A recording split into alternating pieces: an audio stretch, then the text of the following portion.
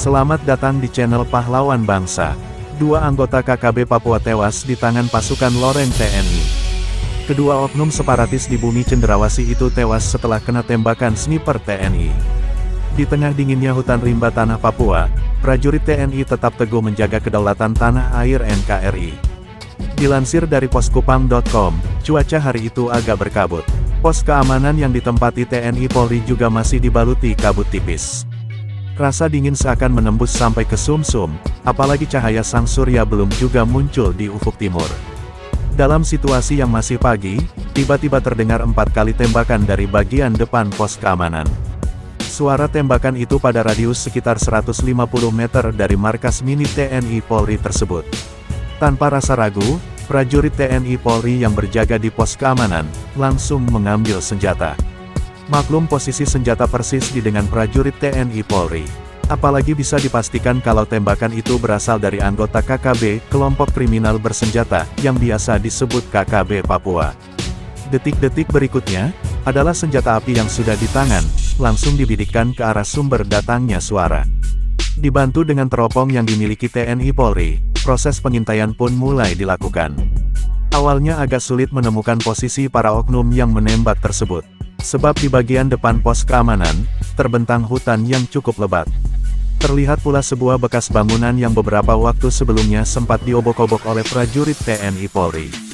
Tembok itu memang pas sebagai tameng bila ada serangan. Kondisinya pun terbilang cukup baik apabila digunakan untuk berlindung.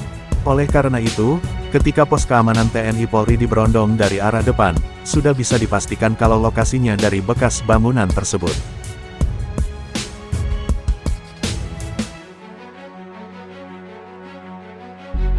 Makanya saat itu juga prajurit TNI Polri langsung mengamati tempat tersebut secara saksama.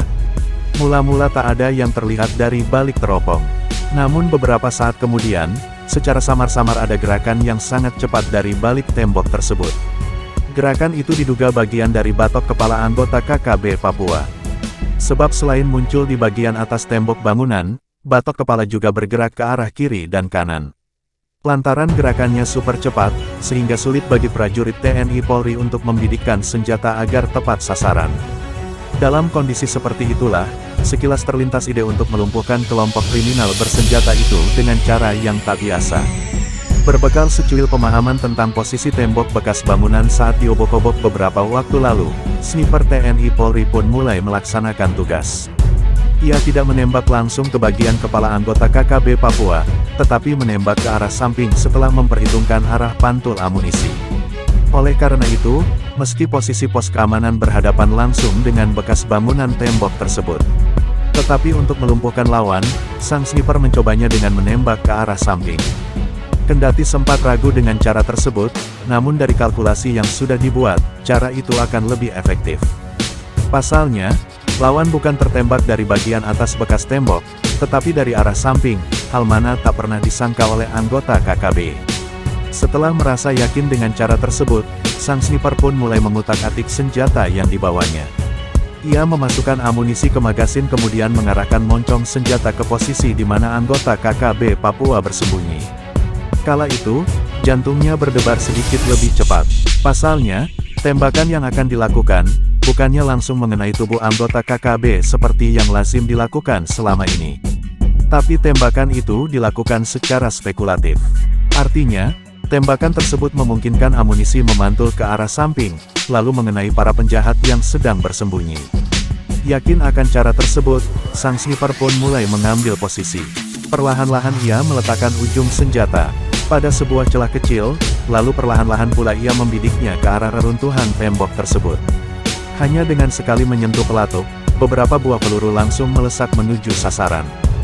Dan, bidikan tersebut ternyata membuahkan hasil. Sesaat kemudian, samar-samar terdengar suara orang yang merintih kesakitan. Suara itu bak sapi mendengus menahan sakit.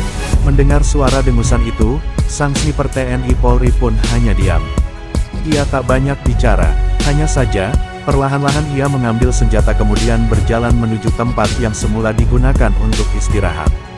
Beberapa waktu kemudian, terbetik kabar bahwa 2 anggota KKB telah merenggang nyawa di balik bekas tembok penampung air tersebut.